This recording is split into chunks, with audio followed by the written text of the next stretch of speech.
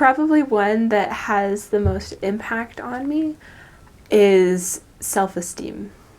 I was really kind of struggling with this. I've struggled with it for a long time, but while I was on my mission, I was with my third companion in my second area, or my first companion in my second area.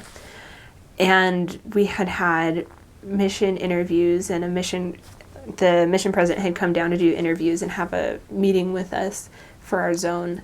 And I was kind of struggling. I wasn't sure if I was doing things right. I wasn't sure how I was going to get along very well with my companion. And I was afraid, I guess. I was afraid of how things were going to happen and how they were going to work out. And my mission president, he could tell that I was afraid, and I was kind of shy and timid and worried. And he shared with me the story of the apostles on the ship, and then Peter going out onto the water to walk out to where the Savior was, and how he started out strong. He was doing well. He had his eyes on the Savior, and then he looked around, and his worries and his fears overcame his faith, and he started to sink.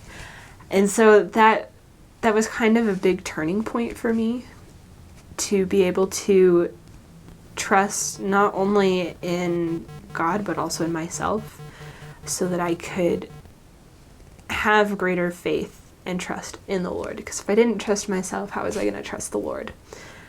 And so that was a really big lesson for me, and I've overcome it a lot since that point, and there's still a lot to learn. But it's kind of cool because my mission president, he still kind of remembers those talks that we've had about self-esteem and not comparing yourself to others and only focusing on yourself, and how you are improving each day and how you're better than a past self. And I had gone to a friend's wedding who was also from the mission, and we all had a chance to Skype with the mission president a little bit, those of us who were there from the mission. And he remembered that, and he asked me how it was going and how my self-esteem was, and I thought that was really sweet of him. I think after I started to get a little bit more self-esteem, I was able to be a little bit more bold.